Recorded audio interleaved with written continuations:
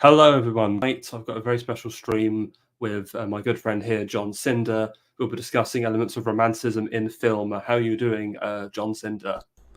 I'm doing excellent. Thank you so much for having me. I had a great time watching all of Hugh Grant's films in preparation for tonight. Yes, and very funny. But no, when we mean romanticism, we mean the artistic themes of 19th century romanticism as manifested in film, not modern British rom-coms. No, I think we'll all be vomiting by the end of the stream. Yeah, I can't let that joke go. So, apologies to your audience. No, that's all right. It's always good to have a laugh every now and again.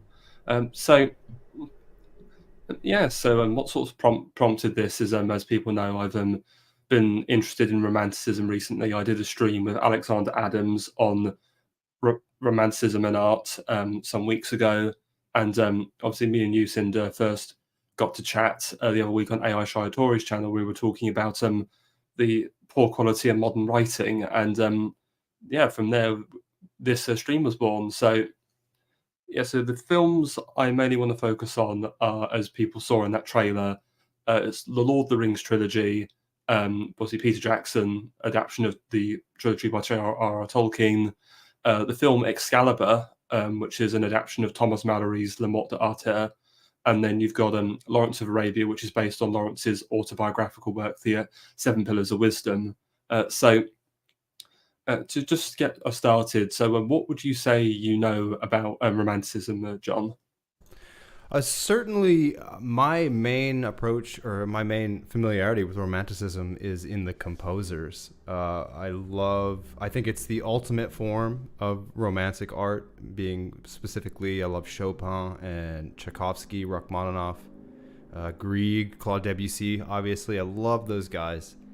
And it's romanticism without narrative, which certainly I've heard it said that film is the ultimate romantic medium, but there's so much in there. If you take, for instance, like Barry Lyndon is a nihilistic approach to a romantic world. So you can put a narrative with dialogue, with actors, with visual manipulation that you can't really do with music. So I'm not super familiar. I know a bit of with the literature. I know a bit of Keats and Shelley, Wordsworth, obviously, and Mary Shelley's Frankenstein was a big favorite of mine when I was growing up. And I love the rejection of some of the marring of the modern world, what the modern world says you have to be, and that desire to return to balance, not so much like the classical world, but to a balance of everything, which I think Romanticism is. It's something of an overcorrection after the Enlightenment, to where it rejects fully everything, both bad and good, in the Enlightenment, and really embraces everything that's contrarian to it, which leads us into a dangerous situation because now we're very concerned with subjective truths. And I think that's kind of the beginning, the seed of this whole our truth, speak your truth, understand your truth. And that's plaguing our current society, whatever you want to call it, postmodern society. And it's really been quite terrible. so so I think romanticism certainly has its merits, but I think the majority of sort of our emotional focus in modernity has given way to a lot of the problems that we're experiencing right now. No, well, thank you for that. And just to address the comment in the chat, Michael K, 19th C fan, would the adaptations of Wuthering Heights and Jane Eyre be considered romantic filmmaking considering the source material?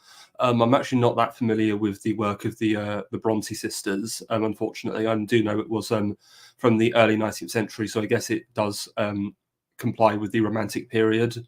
Have you got anything to sort of add on to that, John? Or Yeah, I think it totally could, but what they're wrestling with is it's been a while since I've read Wuthering Heights, but and Jane Eyre I don't think I've ever had, but they're dealing with the classical world and the Enlightenment banging its head against romanticism in their main characters. The female main characters are are working out their emotions. They're rejecting an old life and seeking their truth in a world that is largely classical and enlightenment. So yes, I think they could be considered source material. As far as the filmmaking adaptations of them, I have never seen any of them, so I can't really speak too much for it. Thank you. And oh, we've got yet another question. So, John, not real name. How would you evaluate The Age of Innocence, 1993, although this is late 20th century? I have not seen that film, so I can't really comment. Have you seen it, John? No, I haven't. Although it's late 20th century. I mean, oh yeah, I can't speak to it. I would try. Yeah, very sorry about that, John, but neither of them, yeah, John, not real name, neither me or Cinder here have actually watched that film, so we can't really answer your question. But I may have to look into it after the stream. I think before we dive into the films we want to talk about properly, let's talk about the actual core pillars of what Romanticism is. So I'm largely going off of the definition and tenets that Alexander Adams laid out in his book Blood, Soil, Paint. So Romanticism is primarily a movement that's driven by instinct. So, like you said, it's a rejection of the Enlightenment, which is all about rationalism and sort of a priori thinking. So, Romanticism is you're going from the heart, you're going from the gut. Would you agree with that? Yeah, absolutely. I mean, and it's your gut. It's again your truth. The focus on the individual is so rife. The subjective, I would dare say the irrational, instead of just finding that middle ground, it goes totally irrational into your imagination. What you feel personally, what emotionally rings true, what you see in your vision and your imagination, the transcendentalism of being. No, thank you for that. And okay, and then the next sort of pillar is the idea, because well, you actually mentioned it there, individualism or freedom.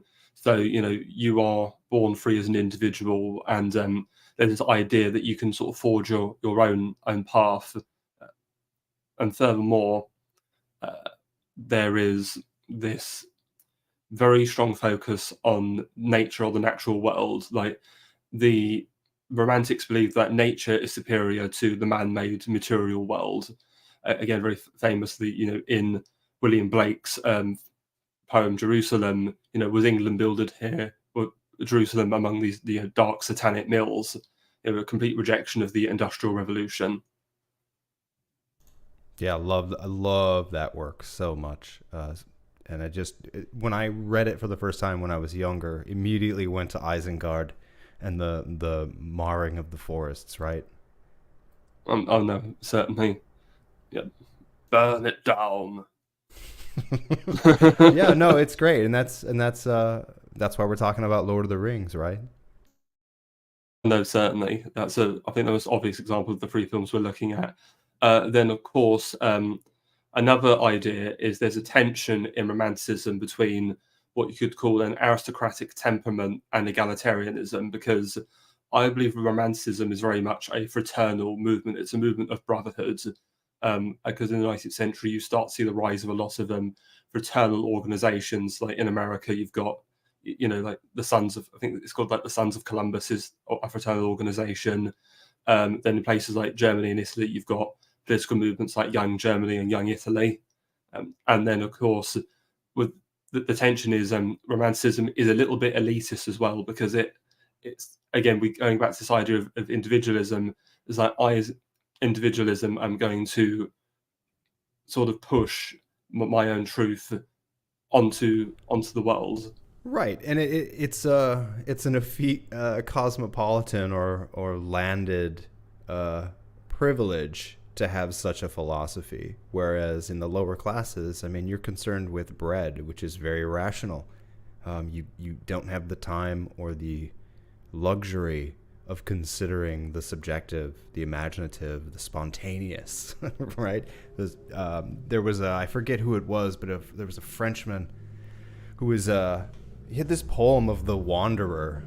Do you know what I'm talking about? Where he's wandering through Paris, just kind of unconcerned with the necessities of the day, but he's sampling conversations and he's just taking a walk and having a, he's not hungry, right? So he's able to travel around and sample these lives, whatever he wants, and experience the emotion and the joy, and maybe pop in and have a drink or two, loosen up to really enjoy that. And this is a man who doesn't need to work, obviously. So it is a very aristocratic luxury romanticism. No, certainly. That's wonderful. I'll have to look that up, The Wanderer. Um, and going back to this idea of aristocratic temperament, what's also interesting in Romanticism is that they're not really concerned with traditional hierarchy or nobility. What they believe is there is nobility in your character and action rather than your social status. So, a good example of this, interestingly, is that Lord Byron. Obviously, he wrote a lot of romantic poetry, but he also famously fought in the Greek War of Independence against the Ottoman Empire. And again, I'd say he's more renowned for his actions and his works he made than for his noble status. Yeah, and we in Byron we get the beginning. Have you heard the term the Byronic hero? Yes. Yeah, it's the beginning of the anti-hero genre that we're getting now, of these failed heroes that are seeking redemption on their own terms rather than sort of the classic paragons of virtue that we know. No, absolutely. And just to address the comment, Vingle, but let me say that Sir Gawain looks nothing like Liam Neeson in my mind when reading Sir Gawain and the Green Knight. Yes, when I saw he was cast, it did seem a little bit off to me as well. What did you think, Cinder? I don't know. I have to admit that I had a hard time taking my eyes off of Helen Mirren that entire time. I have things. I have things to say about Excalibur. That was the one that I've got the most issues with.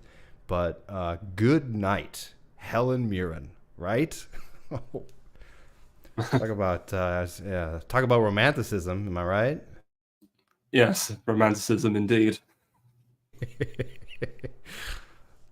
Right. Yeah, yeah. Sorry, I can't wait to talk about it. No, it's always good to have a bit of laugh and banter. But yeah, those are the main pillars, really. So let's start with the Lord of the Rings trilogy. So, okay, so I think the most obvious examples is, as we mentioned, is nature.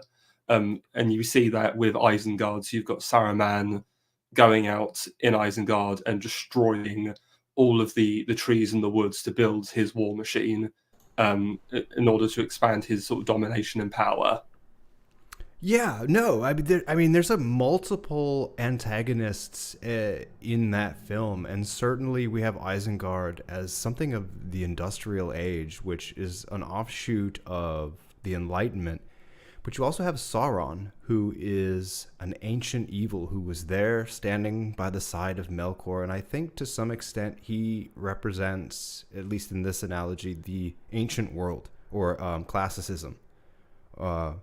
Where you have this classic good and evil that's from the beginning of time.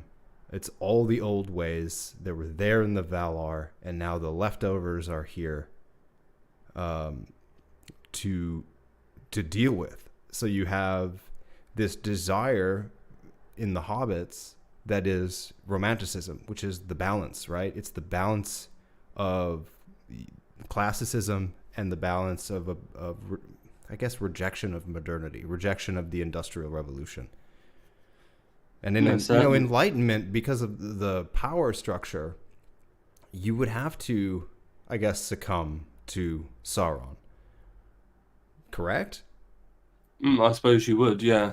Another point I want to make actually is another race other than the hobbits that are really in tune with nature are the elves, especially the in Rivendell and Lothlorien. Like all their buildings are made in harmony with the trees. So it's not like they've cut trees down; they've built the structures in the sort of the shelter of the branches, or the branches are shaped around the structures, so they're not had to damage or harm the trees. They're living in harmony with nature, quite literally. Well, yeah, and you could certainly tie those into your earlier point that Romanticism is aristocratic because these are landed peoples who are not in need of wealth. They've got plenty of it, and they have the time and the culture to continue to build this society based entirely on Romanticism, which is already living in perfect harmony with the wood.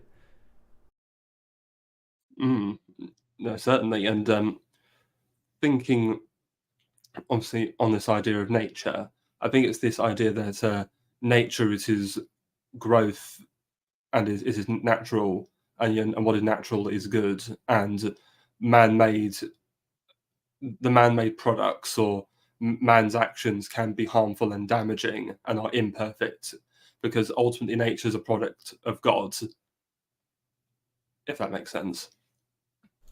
Well, certainly, and man is a creation of God and nature, and thus in him, balance is most likely to emerge. Right. So it was necessary for Middle Earth for the King of Gondor to return, for the land to start to heal. Right. It wasn't the elves that were going to heal it. The hobbits are nice, but they're not going to heal the land. It is in men this power lies. Mm, yes, true. And I also think if interesting we're talking about nature, but obviously all the I think this might be quite obvious, but obviously with the good races, you've got the lovely Green Shire, the woods of Rivendell, and then the Great Plains of Gondor and Rohan, and then obviously where evil is, Mordor, it's all lava and black mountains and ash, and so the nature of the land is physically shaped by, you could almost say, like this the spirit of who inhabits it. So Yeah, yeah, 100%, and that's consistent, in Christianity with what the devil does is it's a marring. It's consistent with what Melkor does. His whole thing was to mar the song or the discord of Melkor, to add his own notes to a song that was already in existence. So that side is just a marring of nature. In Isengard, it's a use of nature for industry. Um, there are some positive points to industry, certainly, but for the life of me, I can't think of what they are right now. I guess this technology, right? Lots of trees burned down so we could have our microphones. no, certainly. And I think speaking of Isengard, another point that we could lean into is this idea of, I think we could say, like emotion, where, well, if you look at Saruman, like the whole reason he wants to work with Sauron is because it's all about power. He just wants, he's trying to be all rational. We must work with him, Gandalf, and he doesn't have any qualms about, he doesn't have any idea of what is good or right. He just wants to do what's most convenient.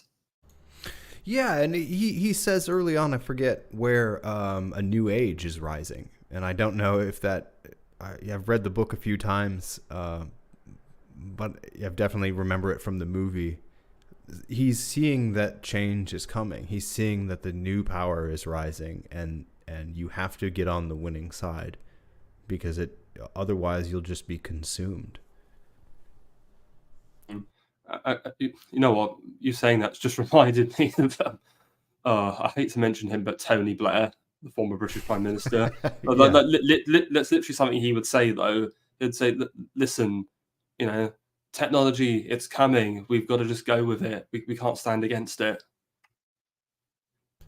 Yeah, you definitely have your Sarumans who think that they can wield the ring for the good, and even in Boromir, like there's a dichotomy there where like Boromir wants to wield it for good, and Saruman wants to wield it for bad, but they both want to pick up the ring of modernity and industrialism in an attempt to preserve their ways of life. Mm. And that's actually interesting you bring up Boromir, because there's a really powerful allegory in Lord of the Rings relating to Boromir and Romanticism. Obviously, we talked about the idea of the Byronic hero or heroic action, but Boromir's death towards the end of Fellowship of the Ring, where he sort of, cause it's very interesting because he kind of, earlier in the film, not long ago, he kind of marred himself by trying to take the ring from Frodo. Like he wasn't behaving very heroically.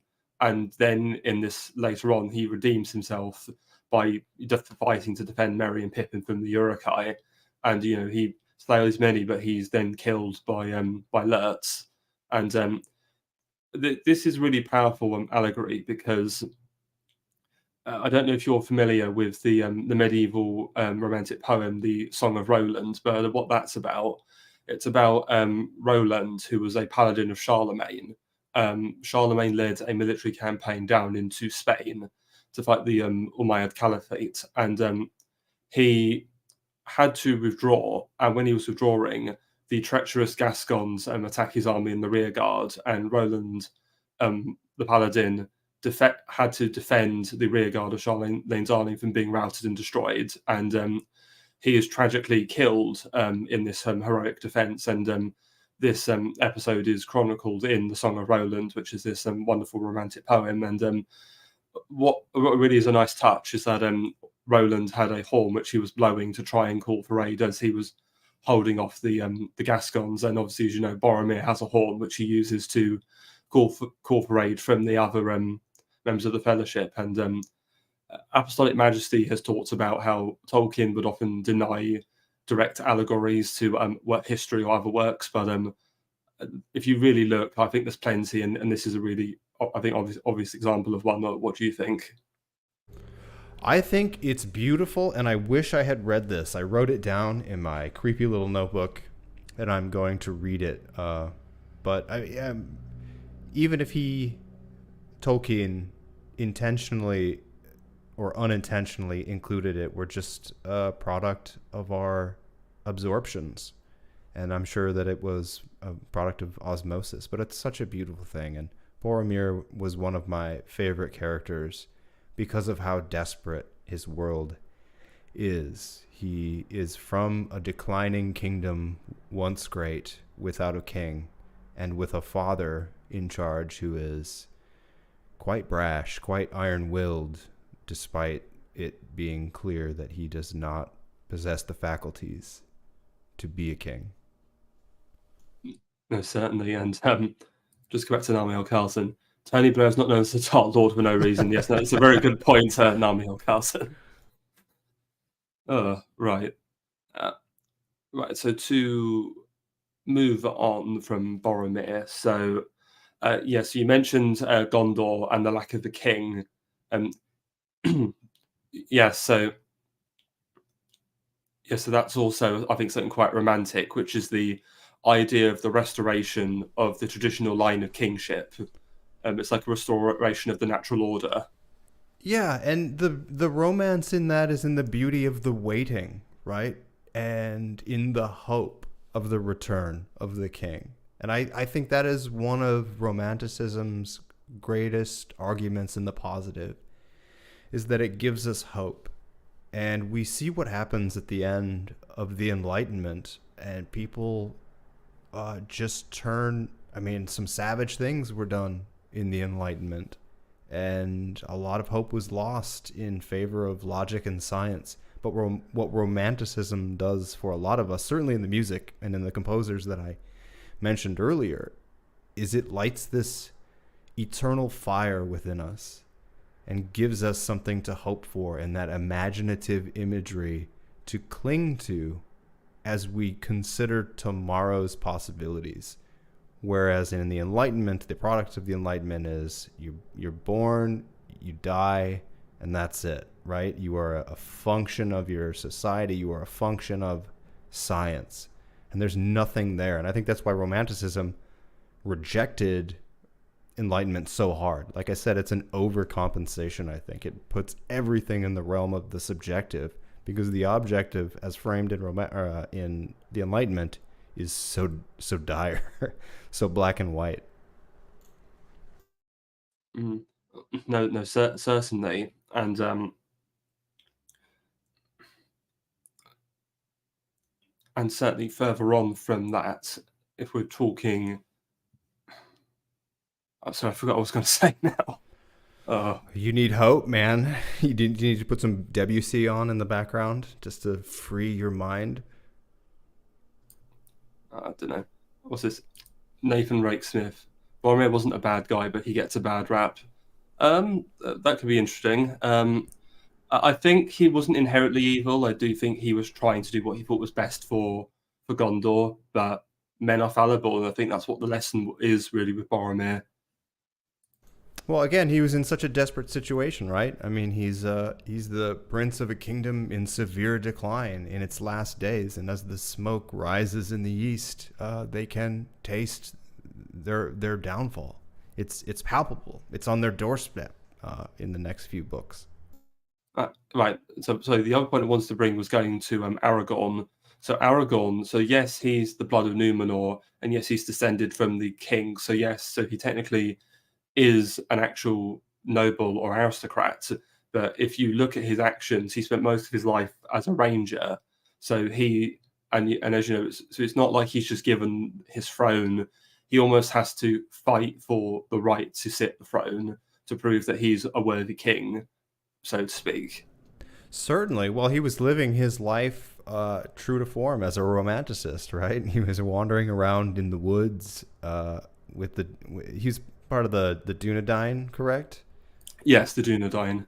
Yeah. So their whole thing was just the ranging through the woods. So he really was a romantic character in that, but he was called back to a classical position, his right of kings, as it were. No, certainly, and then there's many other examples of heroic action, like the Hobbit. So the Hobbits, again, if you think about it in terms of hierarchy, are actually quite low down because obviously they're short. They're literally short in stature, aren't they? And they all live in like elf in the Shire. They're basically peasants, and yet I think they are venerated by the end of the films as like the most noble because they all get down and we have everything to thank you for, and like they all bow down before the four hobbits, and yeah, despite their short stature, and I think people underestimated them, and through their good sort of character, they were able to make heroes of themselves. Yeah, certainly. That's a big things come in small packages, and that whole saying comes out of the tradition of the Byronic hero, excuse me, in Romanticism. In that they don't have character flaws per se, but they have perceptible physical flaws, in that they don't possess the heroic stature that we're used to in classicism. Oops. Well, no, certainly. Mm. Right. Okay. And going further on this idea of heroic action, again, you've got the obviously the wonderful battle scenes in the film.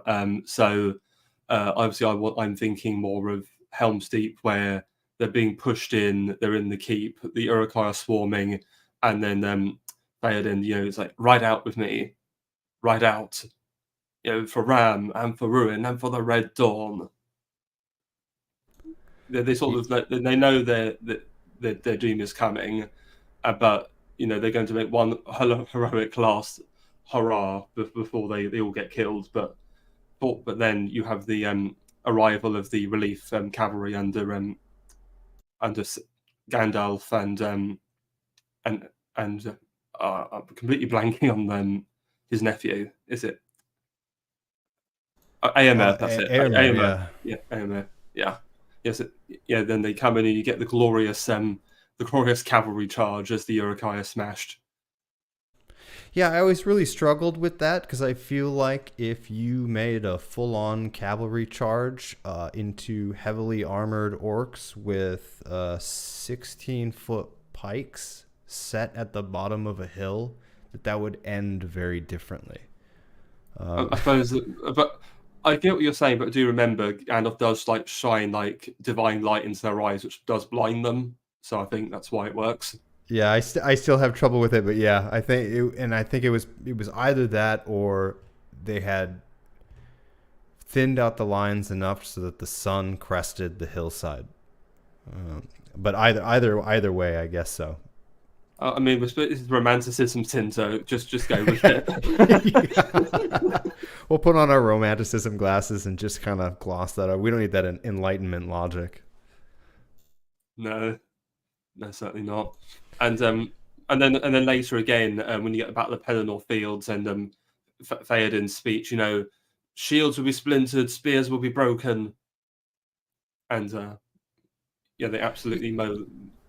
Yeah, it's a beautiful thing, and it's a beautiful thing that it's coming from Rohan, which is not, as at least I perceive it, as technologically advanced from Gondor. So, of the major civilizations of men that exist in Middle Earth, you have Rohan and Gondor, with Rohan representing a more synergistic with nature community, because they're, the horse lords. They live and die on their horses, and to have them continuously come to the rescue is quite cool.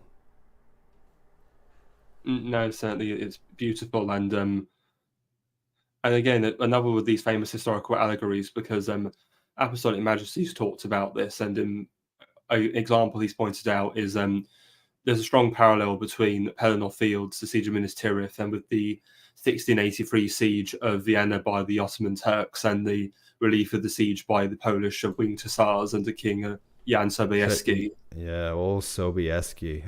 Yeah, that's a beautiful thing, and I'm to this day inspired by the ride he and the Polish made to come to the rescue of Vienna at that time. And that again, that's you need that romantic force to defy all odds. There's a term, forlorn hope. Are you familiar with it? Yeah, yes, Forlorn Hope. That's more used when you're like an attacking army is besieging. A Forlorn Hope is supposed to be like a vanguard of soldiers that go first to try and draw the enemy's sort of attention. And the reason it's called a Forlorn Hope is because you're pretty much expected to die if you're part of one. Sure, yeah, and that in and of itself, that's very romantic, because that's certainly not rational. It's certainly not logical. But that No. beautiful sacrifice is, as we see in Boromir, is also in that forlorn hope, and the obvious sacrifice of Theoden later on the Pelennor Fields is again quite beautiful too. Mm, no, certainly. And so, other than that, is there any other final points you want to make on the Lord of the Rings film trilogy? Yeah, I mean, I could that the interest of, I guess, the classical world's inability to deal with, I shouldn't say that. I was going to say the classical world's inability to deal with Melkor, but Melkor was chained at that point, and Saruman had been hidden for a long time. So they did have a golden age post the falling of the trees. I don't know. Have you seen any of the Rings of Power? Did we I talk? no, I'm Good, avoiding that like the plague. good. Same boat. I haven't seen any of it. I won't. I refuse to watch it. But yeah, there's nothing really left of that. Although, have you looked into any of The New Shadow, the unwritten sequel to Lord of the Rings by Tolkien? I've not heard of this. What? Okay, so as I've been doing, I don't know if I should spoil it or anything like that, but Tolkien wrote about 20 pages of something called The New Shadow. And he ultimately decided to abandon it because he didn't believe that there was a story worth telling there. But it's this conversation with an old man who was a young boy at the time of the War of the Rings. And it's been 150 years since the great king died. And what is happening in Middle Earth, particularly Gondor, is they are so successful that people begin to crave evil. So the little boys of the culture have begun acting like orcs and pretending to be orcs and glorifying orcish daring do. And the old men have begun drawing up and joining secret societies that are performing rituals to resurrect Melkor. And I thought that was such a fantastic parallel to what's going on in our lives today. I don't know why he abandoned it. I'm not here to discuss that. But look at how many young people are like living that thug lifestyle, like that chav stuff for you guys, and like the acting like rappers and drug dealers out here in the United States. It's so interesting. And all our old politicians are in these weird globalist Luciferian cults, basically, that are trying to bring about this one world society. So it is spot on, and I wish I'll send you the link of the stuff that I've been listening to. It's so interesting. But yeah, I just wish he had kept going, because I think it's more relevant than ever that living in a romantic period, an extended romantic period like we are, that merges with modernity, creates such a subjective internal desire for meaning, but you have all your needs met by the industry of society, that you become like this. You just want felt experiences. And what gives you better felt experiences than like the pursuit of the flesh, right? The pursuit of fleshly desires, food, sex, drugs, violence, that sort of thing. That's what we're dealing with now, is what Tolkien was talking about in The New Shadow. That's my spiel. Oh, no, thank you. That sounds wonderful. I might have to give that a look one day, and that does sound incredibly prophetic. Right? It's wild. Mm. Namil Carson again. The redemption of the dead king when they serve under Aragorn once more was always a favourite theme of mine. Redemption through duty. Yeah, no, that is very much true. Because obviously they abandoned the king and redeemed many centuries later. Yeah, that's a cool thing too. In a different age, they can now, you can pay it down now. I love it.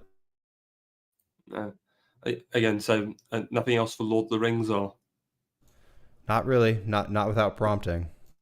right?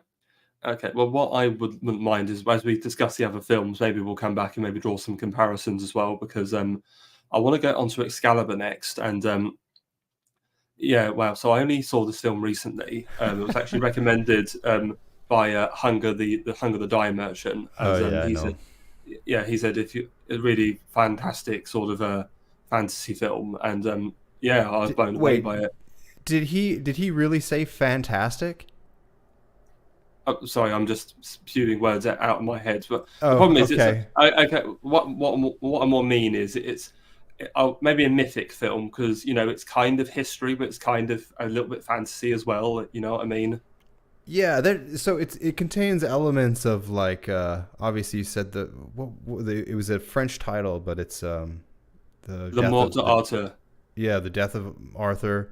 There's a couple others that I know. I listened to some commentary. John Borman, who incidentally was in line to direct the Lord of the Rings movie before Ralph Bakshi. There's a script out there that John Borman, director of Excalibur, that he wrote. It's 179 pages. It's all three movies in one script. So if you want to go out there and look at the screenplay, it's there. It's available. Lord of the Rings, John Borman, PDF. Look it up. Kind of interesting. But yeah, this is the one I had the biggest trouble with. I remember trying to watch this when I was younger, and I watched it just recently because it was on our conversation list, and I just had such trouble with it. Yeah, I mean the armor was so shiny. Like I got over that. It gets easier to watch as you move into it, but man, that dialogue I really had trouble with. Oh, interesting. No, I thought it was a wonderful film, but I know what you mean about the armor. It did seem a little bit comical. Oh yeah, gosh, and like the Arthur, he's that time period is what, like the Roman. It's the original It's Arthur is set to be in the Roman period, right? post-Roman, so it's the 6th century. Okay. Again, All with right. Romanticism, again, yes, it's technically not historically accurate, but again, it's mythic. It's an idealized. So you've got knights in shining armor, so to Oh boy, speak. was it shining or was it ever? Yeah, I guess you could find. I mean, I found it interesting. I guess it's a romanticization of a romanticization. So it just goes through these periods of sort of this visual idealism again and again and again, and then they wind up in like 15th, 16th century German plate armor. I just want to address the comment, Vingle, but the characters are verified historical figures. No, I don't disagree with you there, Vingle. What I'm trying to say is that it's this mix between a historical film, but also there's fantastical, mythical elements in it as well. So it's not purely a historic film. Sure, yeah, and Vingle, I'm a filmmaker. I'm not a historian, so I'm gonna come at it like an idiot. So I'm not. I don't mean to offend you or your historical sensibilities. Anybody here? Certainly. Um, Yeah, so with this film, so I think the most obvious example I can think of um, is this is religion's not talked about very much in the film, but it's kind of made clear that obviously Merlin being a wizard, I think it's hinted that he's some sort of like pagan druid, and Yeah, I thought that was interesting because I had always, outside of a historical context, you kind of imagine him as a just your run of the mill, almost more like Gandalf than a follower of the old ways of the dead gods. And at that time there was a lot of talk of Christ, and Arthur was married to Guinevere in a Christian ceremony, but he kept this advisor who was very much a servant of the old ways. yes, and yes, it's almost like Merlin is the representation of nature because notice a lot. I think there's a point in the film where he always seems to just like wander off into the woods, or like he's skipping across stones in the water, or he's like living in a cave. Yeah, that became some of my favorite aspects of the film, is just kind of this ill-defined relationship with nature that Merlin had, and was also the source of his power. I thought that was the most probably accurate thing. Is like there's this kind of amorphous, I deign to say demonic, but from a Christian worldview, that's what it would be, in this communion with familiar spirits of the land, that is Albion, or whatever they wanted to call it at the time. Mm. And yeah, so I think with Arthur himself, I think is again, he's the son of the king, yes, but ultimately that king acquired power, like kind of like right through might, so to speak, or might through right, through his conquest and domination. And Arthur's kind of raised as like a very lowly figure, but then he sort of pulls the sword from the stone, and it's almost like again, yes, he's got the lineage, but it's almost like the heroic actions he takes with Excalibur is what makes him kingly, and not necessarily his origin, if that makes sense. And he's kind of this image of the rising identity of the land of England, right? Uh, well, I'd say more Britain because uh, if we're going to get historical again, Arthur was believed to have been like a Romano Britain or a Romanized Britain, whereas England is obviously doesn't come later till the Anglo-Saxon invasion. So it's more of we could say a British sort Okay. of Yeah. See, idea of kingship. that's my historical ignorance running through, because our idea of England is probably your idea of Britain. Mm. Because Well, I think I've been told not to say England. Well, the last time I was in London with my super progressive circle, it's like you don't use the term England; it's the UK. oh no, England is a racist term in certain media circles in Britain. don't remind me. Right, yeah, no. So again, I agree. So you've got this idea that again, because his father Uther was king, and then he was slain, and then Arthur, it's a restoration of the kingship, and then around this king, again, I think with the Knights of the Round Table, what's that? You've got the brotherhood and fraternity element again. You've got this grand court that commits all these heroic deeds and sets an example for everyone. And that actually brings me to a point I forgot to mention about Lord of the Rings, which I'll bring up now. But obviously, the Fellowship of Lord of the Rings, that is that film's example of brotherhood and fraternity. You've got, you know, and it's actually an interesting allegory. So in the Lord of the Rings, you've got the Fellowship, which hunt for the One Ring, or rather to take the One Ring to Mount Doom to destroy it. Whereas in Excalibur, the Knights of the Round Table later on are set by Arthur to find the Holy Grail. So you've got this idea of a heroic fraternity on a quest to a MacGuffin. Yeah. I was just gonna say, like, the Fellowship is a case for diversity is our strength, right? In the BAME initiative. Oh no. Yeah. No. Sorry.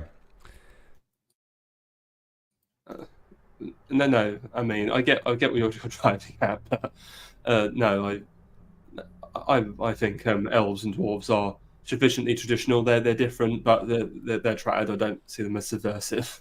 Okay. Fair enough. Mhm.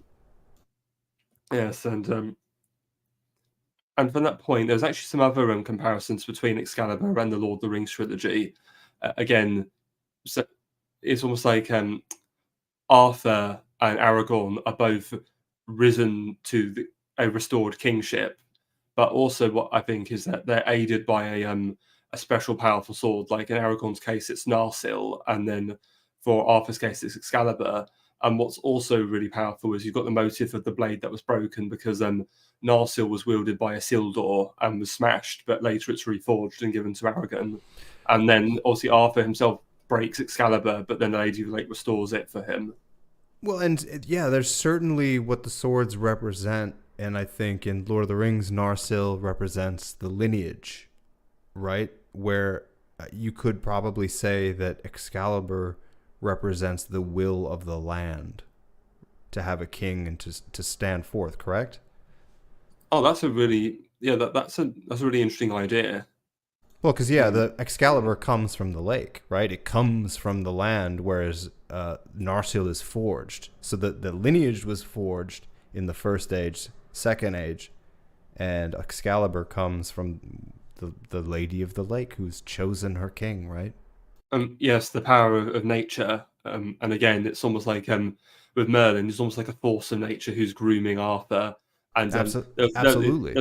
there's a line of dialogue which he says, which I love, and Hunger also said to me it's actually his favorite line as well. Is that when Merlin says, I'm a dream to some, a nightmare to others.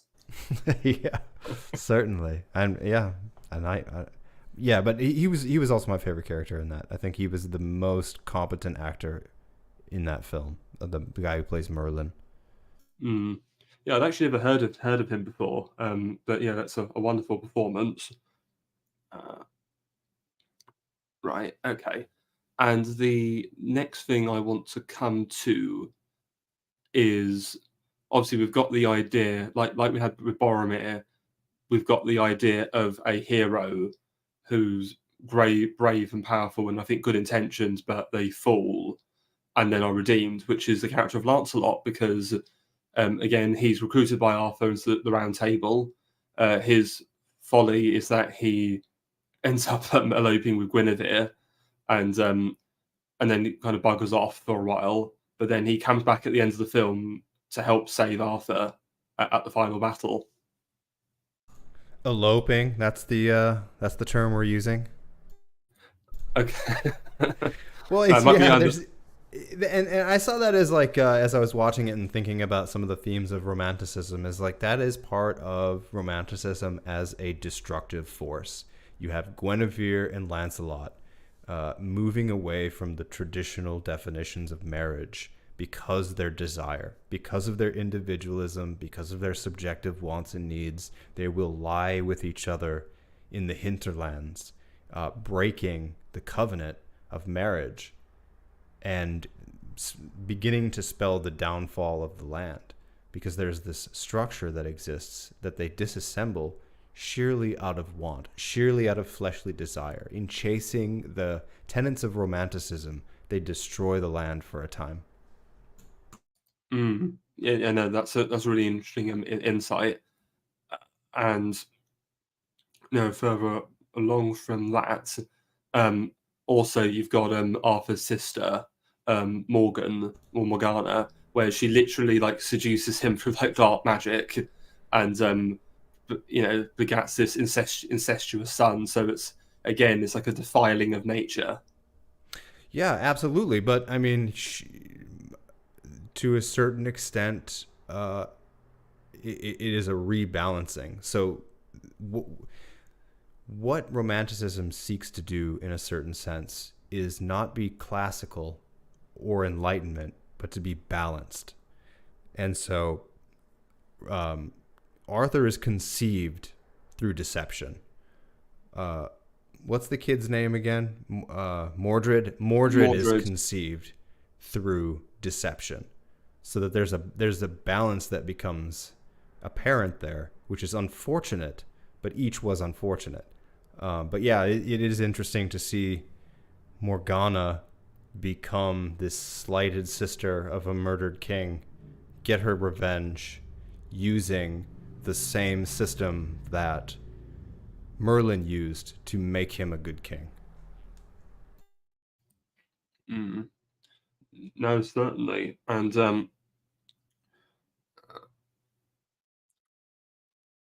Are you just okay. stumped by my stupidity? Because this is like No, a, no, this is like no. a film school thing where you sort of try and pull as much as you can. It's almost like an exercise. So you have like this set standard of values that is Romanticism, and I'm trying to pull as much as I can that could make for an interesting conversation. No, no, it's wonderful. No, thank you. I think this is a great talk. Okay. Okay, and so from there, if we are okay, because so that was it. You mentioned the music earlier because this is a really powerful element of the Excalibur film, because obviously it uses a heavy amount of the music of Richard Wagner, who was it's funny because at the beginning you mentioned all the romantic composers of the 19th century except for Wagner, who was the big one, and he's featured quite prominently in Excalibur, and wonderful romantic music, which I think really plays into the theme of the film. Absolutely. I thought that was a pretty jarring choice, actually. And I find Wagner's music to be quite overbearing. Not bad in any way, just not my taste, which is why I didn't include him. But he's definitely one of the preeminent composers of that period. I just found his stuff to be so heavy-handed in that film, in contrast to like what I imagine are the original compositions, which are much more subdued, much more of what I think of as like British music from the period, court music, tavern music, that sort of thing. And that tended to be my favorite stuff, is sort of the atmospheric stuff. I found that much more contributory to like the mood, right? The subjective mood. I mean, that's fair. I think what they were trying to do, again, is because one other element actually of romanticism, which I've observed, which we can talk about, is I feel the romanticism has this fixation with, I think, decline and melancholy, and you see that in Excalibur with Arthur's sickness and the decline and deprivation of the land, and then its restoration when they find the Holy Grail. And again, you can see that in Lord of the Rings when you've got the desolation of the land. And another really powerful allegory as well is there's that scene in Lord of the Rings where I think it's towards the end of the Two Towers where it's Sam and Frodo are like they find this ruined Gondorian statue and it's just like a head covered in like some moss, and it's I guess look, Mr. Frodo, the king has got his crown again, and so it's almost like yes, this ruined statue is the remnant of this once great kingdom, but it should be great again. And then there's something similar in Excalibur. There's a moment where I think it's Arthur and Merlin are by like a Stonehenge sort of structure, and there is another stone ruined head that's a bit like the one for Lord of the Rings. It's got this moss on it, and I just couldn't help but notice that. Yeah, there's definitely a lot of parallels, both with the stories and with the films, and the line of succession, obviously. It's really Because I fascinating because Sorry, Go carry ahead. on. No. Go ahead. I was just gonna Uh, opine on John Borman's desire to make Lord of the Rings as a film. mm. Yeah, that is interesting because there's so many allegories and comparisons you can draw between the Lord of the Rings and the Excalibur that I was really surprised because some of the Tolkien scholars in our circle, like Nathan Hood, have looked into and have said that Tolkien actually was not that enamored by the Arthurian legend. So it just seems really surprising to me that you get so many of these allegories and comparisons between these two works, despite the fact Tolkien was not inspired. Do you have any sort of speculation on that? You think?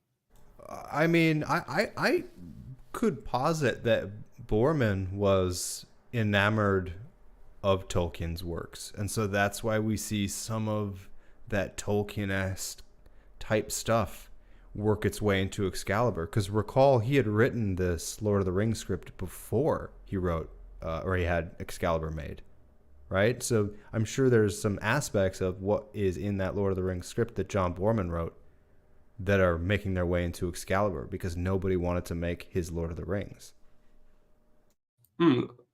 Wow, that's actually, yeah, that's a very good thought. Sort of, he didn't want to get rid of what he'd already done and have it go to waste, so he just Yeah, and it's incorporated it. it's it's still lived with him, and he spent a long time working on that Lord of the Rings script. So I'm sure it lives. He was very passionate about it. It lives within him, and so he was using Excalibur, which did get greenlit, as a vehicle to bring some of the central themes of Tolkien's work into the Arthurian legend. Mm. And going back to music again and Wagner, obviously Wagner was mostly inspired by a lot of Norse mythology in his ring cycle and his music, and Absolute Majesty's talked about this, but there's a lot of motifs between Tolkien and Wagner. Like there's a lot of Norse mythology allegories in Tolkien's work. Again, so you can almost say the choice of Wagner maybe is in another way John Boorman trying to lean into this sort of Lord of the Rings and Norse mythology aspect, perhaps indirectly. Absolutely, and it's just at the time. I mean, there's like you said, like he is the ultimate romantic composer in his like in the heroic sense, in the charge sense. Like if you're riding into battle with victory on your mind, you got Wagner on the track, on the speakers, right? It is so major. It is so motivational. Mm. No, thank you. And so at this point, I'd actually like to move on to the third major film I wanted to talk about, which is Lawrence of Arabia. And so this film is a bit different than the other two because it's set in it's based on real, it's a fully, you could say historical work though, and it's set on events that took place, relatively speaking, in the past 100 years. And it's also based on the work of autobiography, one of Lawrence of Arabia. And so despite its somewhat non-fictional inspiration, there is you can almost say that the film Lawrence of Arabia is a romantic retelling of the events of the Arab Revolt. So again, with Lawrence, the figure of him himself, he again, because he was someone who was interesting, because his father, I believe, was actually a nobleman, but his mother was, I think, just like a maid, and so he was a born out of wedlock, so he was a bastard, and there was a bit of there's still quite stigma and shame about that, and there's even a scene where he's talking to Sheriff Ali, Omar Sharif's character, about his background, and he says, my name is my mother's name. My parents weren't married, and so it sort of shows his sort of lowly, quite sort of tainted origins, and how he's still this sort of great heroic figure in spite of that. Yeah, there's that the major theme. It is definitely sorry. It is a definitely romantic retelling of the Arab Revolt, but there's definitely a theme of going native that has been endlessly reused that is consistent with Romanticism as a philosophy of leaving behind the vestiges of civilization, particularly the culture you come from, and joining a more nature or environment congruous society, right? And that's what he does with the Arabs. And I'd be remiss if I didn't mention the similarities in Dune. Uh, have you read or Yeah, listened to the audiobook? I have read the first four June books, Oh, and good. I actually have the very first stream I ever did on this channel was a discussion on the historical inspirations and allegories for June with Columba. It's a Oh, wonderful good. discussion. Yeah, I'm gonna go back and listen to that because I love Dune, and Lawrence of Arabia is my favorite of these films. Like I do like Lord of the Rings, but Lawrence of Arabia, the cinemascope, the visuals, the shot composition is just beautiful. No, it is, and yes, because that's one element of romanticism we've not talked about before. Yes, the idea of going the noble savage, or going native in and living amongst other people again. If we talk about other films, what's it like? Dances with Wolves is like a favorite amongst you Americans, from what I understand. Yeah, I was gonna bring up, but it's also like Fern Gully. It's also Last Samurai. It's also what's the big blue animals? The ones that everyone's freaking out about? Oh, I Pandora. mean Avatar. Yeah, it's Avatar. Like this has been repeated a million times since Lawrence of Arabia, and it's that leaving the conventions of your society and to live a more uh, balanced lifestyle with nature. Mm, certainly, and but again, I also think this is again showing the dark side of romanticism, because it's almost like because Lawrence has this really interesting character arc where he's kind of like in the first half of the film he's sort of rising, and the victory at Aqaba is like his high point. So he's kind of become one of the Arabs and he's won a great victory for them, and then it's almost like all downhill from there. He kind of he gets injured. He starts to become more emotional. He gets captured. He's allegedly raped, and then there's the scene where he chimps out and goes no prisoners, and he just has them all massacred, the Turks. And then at the end the revolt goes to shit as the Arabs can't that they can't manage like a waterworks and modern bureaucracy, and so the British have to come in and sort of take over everything. Well, absolutely. They're a desert people. So again, the shortcomings of romanticism is you may live very in tune with your land, but when you're transplanted from that land and put in the cities, it's the difference between the city Fremen and the desert Fremen, which eventually become the museum Fremen. I mean, they're Fremen in name only. No, yes, if I wouldn't mind touching on June, because I will Oh, say please, let's yeah. please talk about Dune. Mm. Perhaps we can even talk a little bit about the Denis Villeneuve film, because that's the only film adaptation I've seen. I've not seen the original 80s June. Okay, let me just tell you right quick. Don't ever watch it. I watched it this year for the first time, and it was a mistake. Or what the I 80s June. Yeah, 1984 Dune. What's his name's David Lynch's Dune. Yeah, do not watch it. If you haven't seen it, there's no reason to. Like, there's plenty of camp 80s stuff out there. Because of my value of the Dune books, but like you said, the first four, there's no reason to go and like look at that massacre. Look how they massacred our boy. It is just an affront. I mean, the best thing about that Dune is Toto's soundtrack. There's some interesting stuff that they do in the soundtrack. You can listen to that all you want, but just don't go watch Dune. It is so far from anything that's valuable use of your time wise. Uh, oh, Toto did the soundtrack to June. Yeah, yeah. There's another. I I think they were the sole composers, but yeah, Toto did it, and they did some interesting stuff, man. Well, that is, I was not expecting that. That's interesting. Yeah. So in terms of the Denis Villeneuve Dream, I mean, I think it's decent. I do have some problems with it, like the completely omitting any references to the Butlerian Jihad. I Yeah, and think is you my you main. know what that's all about, right? I mean, In the first trailer I'd seen, they called it a crusade, and immediately then I knew what I was dealing with. Right. Yeah, and Um, only.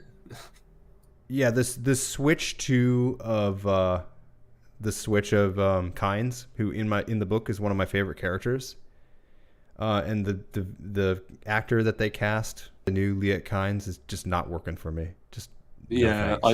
I was like, not a race and a gender swap. It's like it's all too much.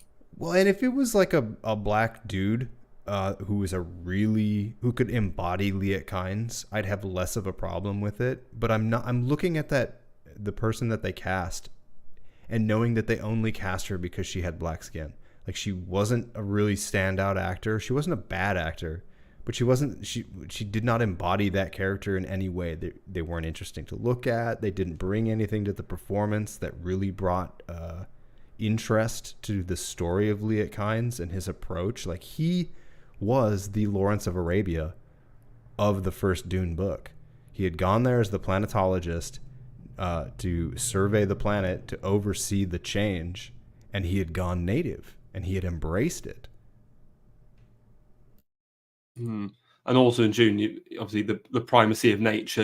They live in harmony with the planets and the They yeah they sandworms and the spice. they have to live in harmony with the desert because the desert is master on Dune, right? You have to live in harmony, otherwise you'll be crushed and quickly within the day. So you have this uh, uh, what's the term? It's not symbiotic. You have this symbiotic relationship with the desert out of survival necessity. Mm. And also the Fremen, if like before the events of the book, they were kind of free because they were just doing what they wanted out in the desert, becoming part of like Paul's empire. They kind of lose their freedom if you think about it. They just become these jihadis that commit genocide across the known universe. Billions. What is it? 60 billion at the end. I don't want to ruin this for anybody, but if you've listened to this far, I would assume that you had read Dune. But certainly, if you haven't, go read it. But yeah, I mean, and later in the books, it's not just the jihad that ends that life. It's many other things. It's an outgrowth of a new religion. It's the outgrowth of the golden path that changes who they are, and it's something that they need to eventually get back to. Which I don't know if they And ever do because I don't read Brian Herbert. um, I will say another thing about the idea of the hero's journey and heroic action. So Paul, yes, he's an aristocrat, but in amongst the Fremen, that doesn't mean anything. So it's only through his own action and abilities is he able to rise to become their leader. And I almost feel like, in a way, that with obviously his son Lisa II then becoming the emperor, that there's almost like a degeneration in quality because the son just sort of, I feel, inherited, the position of his father, and I don't think had quite the same, I think, strength of character. Well, certainly not. And even, I mean, you can look at when Paul is still Paul Atreides, uh, son of the Duke, until he becomes, again, this is something of a spoiler, the blind preacher. There is sort of a degradation of that system because the illusions of that heroism and what becomes of that heroism goes away. They dissipate, and he has to then change things, and then he becomes a sense memory in Yeah, Leto's mind, and so yeah. even that's a fragment of his father. Yeah, so it's like again, drawing it back to Lawrence of Arabia, it's like the decline of the hero. So Paul, you've got young Paul, you then got Emperor Paul, and then you've got blind preacher, and then just like a fragment. So it's like Lawrence, the young, naive British officer, Lawrence, the competent leader of the Arabs, and then like the broken Lawrence at the end of the film after everything's gone wrong. Yeah, and that's at the end of the Lawrence of Arabia. It's him on a motorcycle, right, having a tragic accident. Oh, that's at the beginning of the film Oh, okay, yeah, when yeah. But his death. that's the end of his story, correct? Is like he then just Yeah. becomes this shadow of a man trying to live those cavalry charges on the peninsula of Arabia. So he's trying to live that path again, and he can't get back to it. And trying to do that in an inauthentic way has taken his life.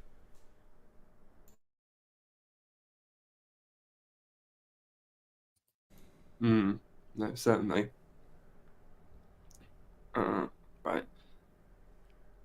Right. So I've lost my train of thought again. No, so yeah, going back to this Lawrence of Arabia, it is this. He's a romantic hero in a world that is beyond. It is the modern world for all intents and purposes, correct? And there's no place for him outside the wildlands. So he's very effective when fighting the Turks in the desert. But when he comes back, to like the scene in the officers' club, when he comes in to get lemonade, like, he is an outsider. He looks and acts like an outsider. They don't know who he is to begin with. It takes them a moment.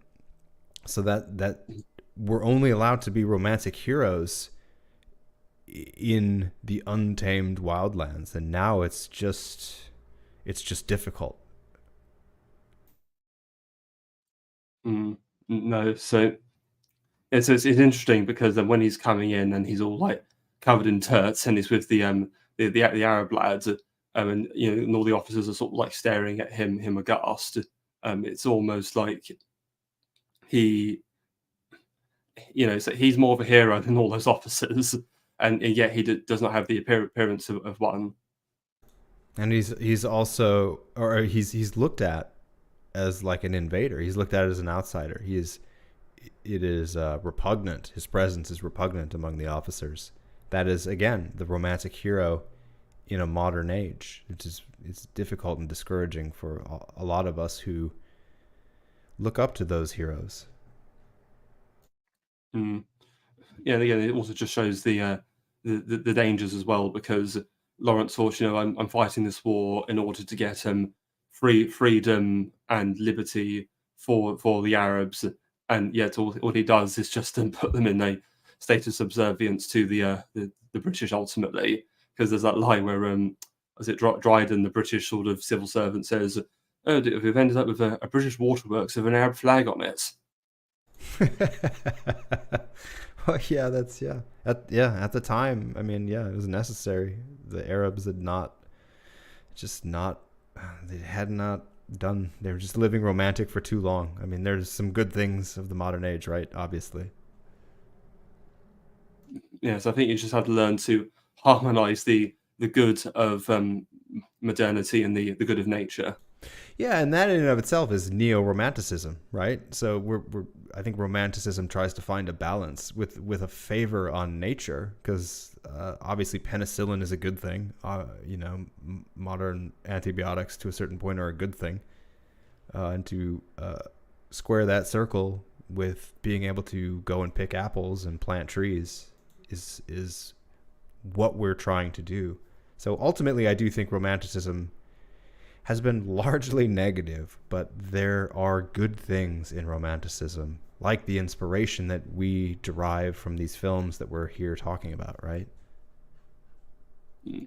No, certainly, and so I think one aspect of romanticism we've not talked about in relation to Lawrence of Arabia, and I guess June as well, is the fraternity, because he's clearly got this fraternity. I think especially with Omar Sharif's character, Sheriff Ali, that he's at first he's skeptical, but no, he'll follow Lawrence on these grand revolts, and he's almost like a brother in arms as they go on their campaigns. And it's the same with Yeah. Paul and June. He's almost like the Fremen give him a Fremen name, Muad'Dib.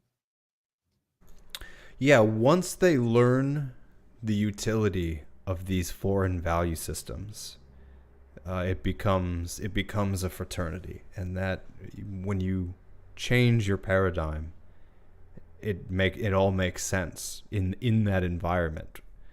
And that, I think, is the problem. Again, the negativity of not then adapting the Fremen way of life to the rest of the universe results in 60 billion dead in the jihad. You bring this old system to new peoples in an attempt to subdue the known universe, and it just results in death. And then eventually, they want to overthrow him, right? They want to overthrow the lineage. The golden path is no longer as golden.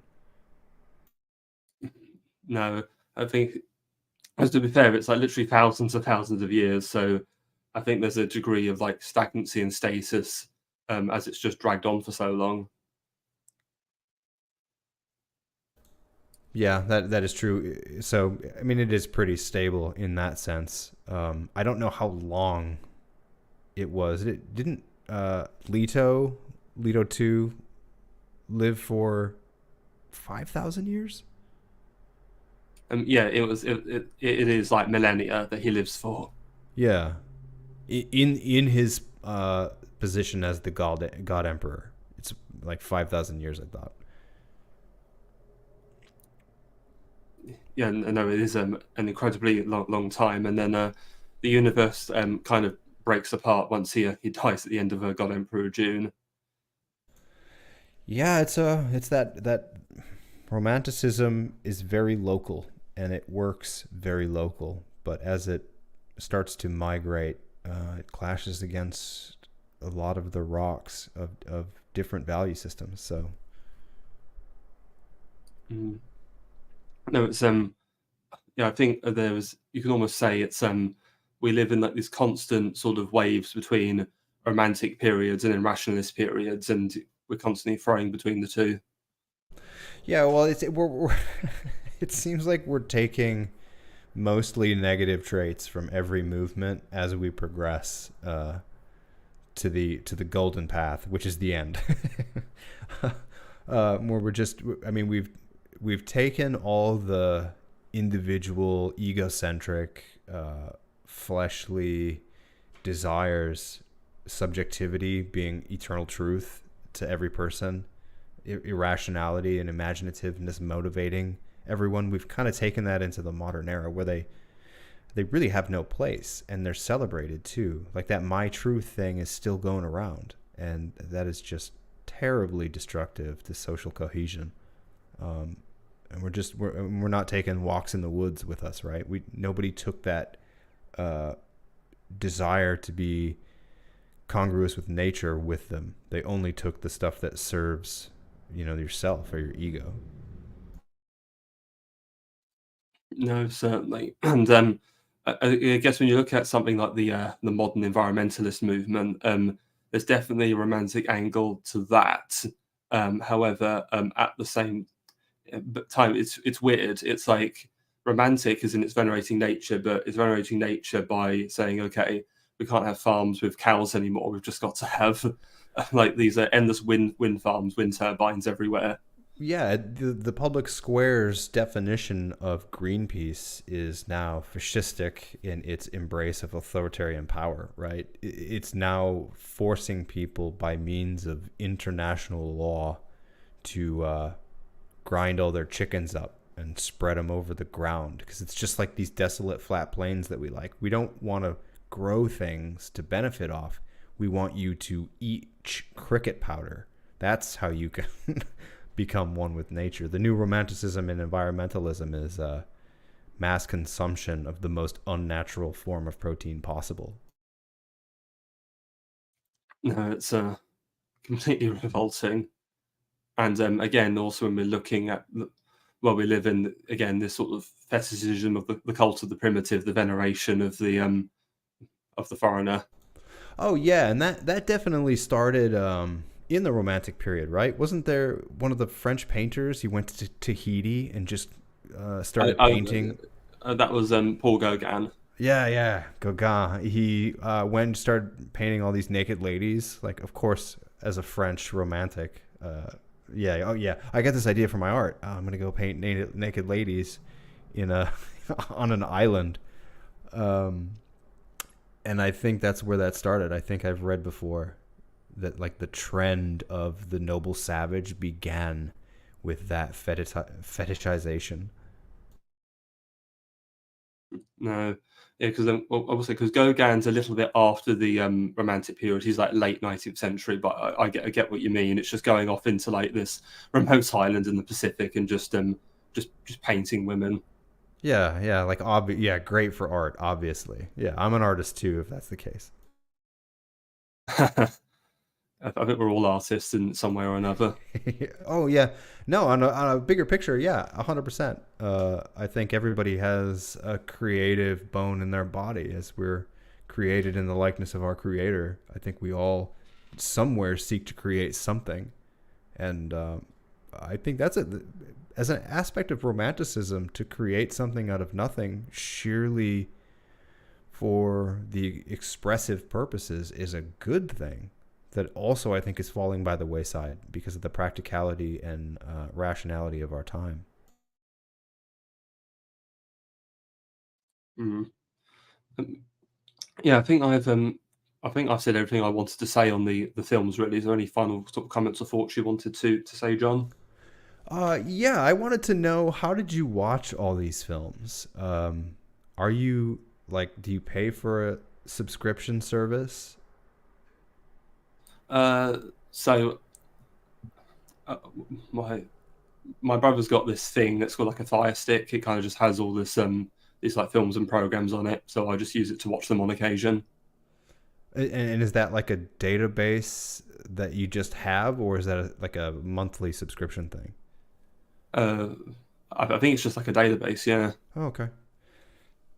Yeah, I was just curious how people are consuming films right now, because there's obviously a bigger question as we watch a lot of these companies really embrace uh, diversity, equity, and inclusion. I have a growing concern that a lot of our forms of entertainment, particularly for our guys, are going to go away, and there's not going to be any place except the past to look for entertainment, which is to say, catharsis. The process of catharsis, and living and seeing our values and enjoying them.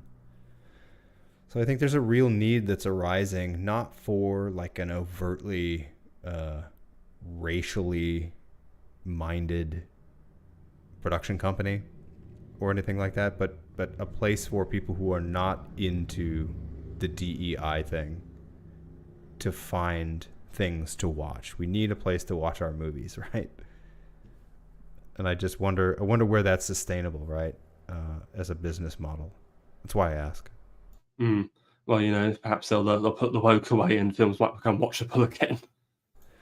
Yeah, I mean, I hope so, but for me, what I think it is that they are being funded and they're being subsidized by nefarious organizations that view this as like evangelism.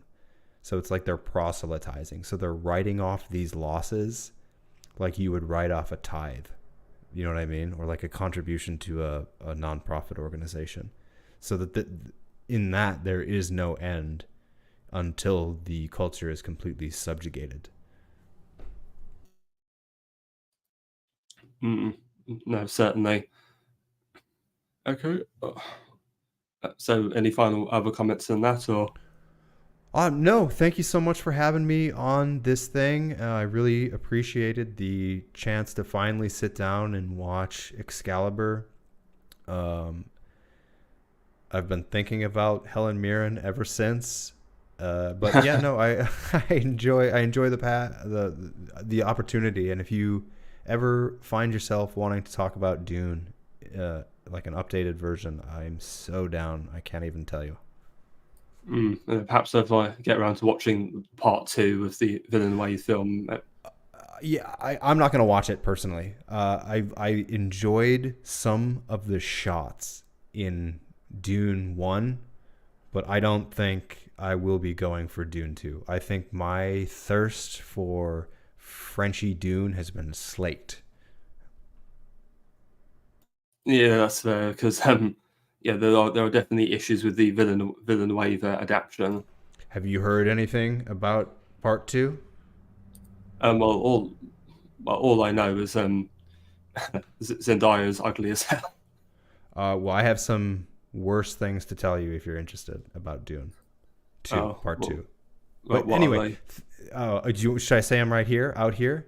Yeah, go for it. Okay, Aaliyah is not born. She is. Oh, really? She is.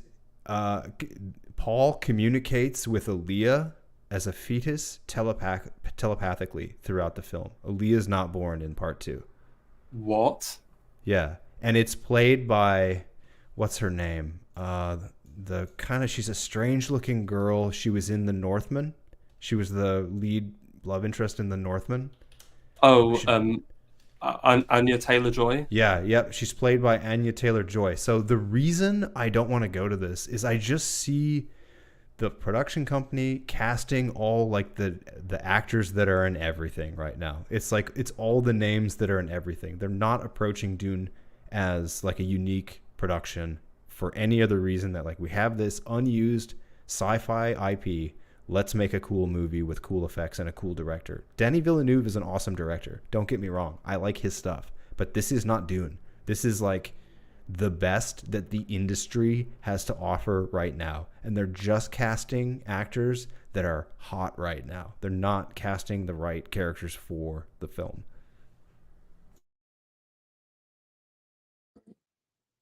No, certainly not. And yeah, I'm completely put off watching the part two now that you've told me that. Yeah, That's that such was a weird choice. right. That was one of my favorite aspects of like the Abomination, you know, like to be around the Abomination and see like this. That was the one thing that I think was kind of interesting in the 1984 Dune is they had this girl that was pretty interesting. I mean, she wasn't doing a great job, but she was like 4 giving this performance. So it was real in that aspect. But yeah, anyway, sorry. No, no, that's okay. Just a mental note: do not watch part two of June. But anywho, um, thank you again for coming on, John. Is there anything you want to share before we finish? I mean, I'm doing a lot of stuff. There's a lot of projects in the works. So just it's at Cinder Mountain on X and YouTube, and I'm other places, but those are the 2 places that I'm throwing stuff up. So thank you again, Hitman, for having me. This has been a lot of fun. No, it was good to talk to you. And in terms of this channel, next Saturday we'll be doing the next part of my series on the Chatham House version, the essays on the Middle East by Eli Kaduri with Hunger the Dye Merchant. So be tuned to watch that. And so thank you all for watching, and good night.